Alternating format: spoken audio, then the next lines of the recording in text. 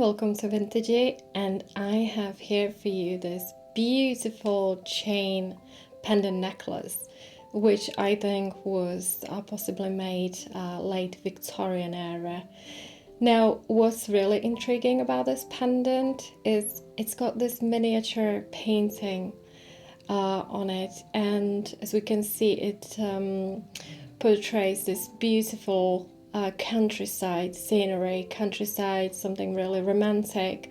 We have the lake, by which all these cows are enjoying their time, relaxing, and this kind of really cute cowherd looking after them. Then we have this tower at the back, and we see some yellow in the sky, which represents sun, and baby blue sky, and then we've got some greenery in the forefront and some rocks, very romantic scenery.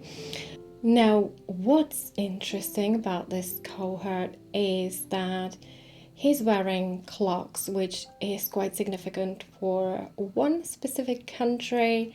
And even though we don't see a windmill at the back, I have a feeling, I suspect that this might have been made in Holland. Holland is associated with porcelain, ceramics, or something that was called Delft blue. It's very significant for the country, and also, the type of agriculture, looking after animals, producing cheese, milk was a big part of the culture of Holland. So I have a feeling this could be made in Holland. Okay, now this is porcelain. Porcelain is, I think, much softer than ceramics. We see some really tiny cracks on the back, but the porcelain holds together. I think that's quite significant for porcelain. I'm not a great porcelain collector, so you might want to have comment about this if you have. I'll be very grateful for that. Let's have a look at the metal. So we have brass metal. I hope you can see the detail here. I'm going to show you the chain as well. So the chain is made of brass, and also this pendant setting is made of brass, but you can see some gilding. Now, that's another really interesting thing about this, is that usually you see that the gilding is made separately, but this gilding looks like it has been made after the porcelain has been inserted into the setting, which you can see some gilding on the side.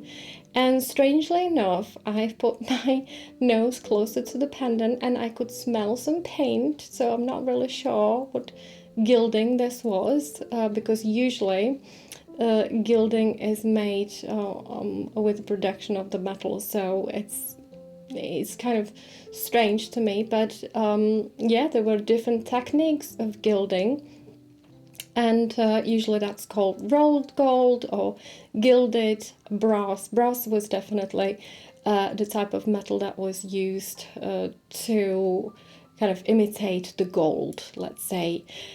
Now, I really like this lovely milligrain detail. I hope you can see it as well. Trying to do a close up here. Yeah, this milligrain is really, really cute. Now, another thing that's really intriguing about this pendant is that it reminds me of the kind of pendants that were put on the bottles, on the counter. They would be just hanging from the bottle with the whiskey sign or sherry sign and so on, that were popular at the beginning of 20th century, maybe older, much older. If you have more information about this, please share it with me, because that's quite exciting. So it definitely have that kind of decanter pendant shape here, which I think to me is very interesting because I would like to know whether it was inspired by it, or maybe originally this was a decanter pendant, and this porcelain piece was inserted afterwards, you know, who knows. Um, Antique pieces sometimes are a combination of different pieces, you know, originated from different eras, so it wouldn't surprise me necessarily. I also find this little nail like loop very intriguing, you know, to attach the chain. Now, another thing is that I'm not really sure whether the chain is original to this pendant, because even though the chain looks also kind of gilded, it might not necessarily have the same tone of gilding as the pendant.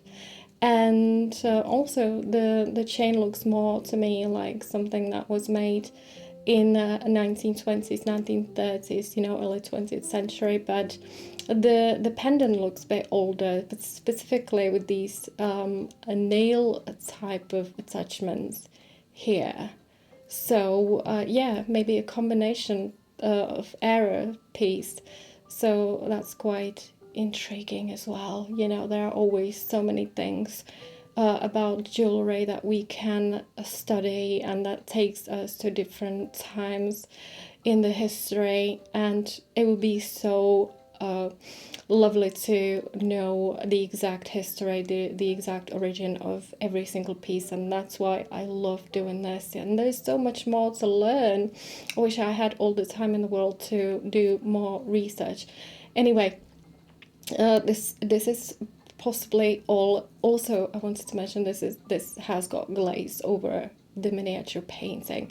It's called miniature painting because it's quite small. It's got about 5 centimeters across. You know, it's not a big painting, so it's a miniature painting, and they were popular during the Victorian era. There are many miniature painting pieces, but this one stands out. This one is different than any other piece that I've had, but of course I have more pieces of miniature painting in jewelry, which I will show you in the future video. So if you are a fan, definitely you have something to look after, to look for, look after. I will be looking after them. Anyway, unfortunately this piece is not for sale anymore because it has been sold. So before I send it to my customer, I wanted to show you it. It definitely, I have some sentimental attachment because with every piece, you know, there's always an excitement associated. So I'm gonna have to say goodbye, but you know, hopefully it's going to the right hands. If you are interested in pieces, similar pieces like this, definitely let me know in the comment, and I will let you know when I have something similar to this.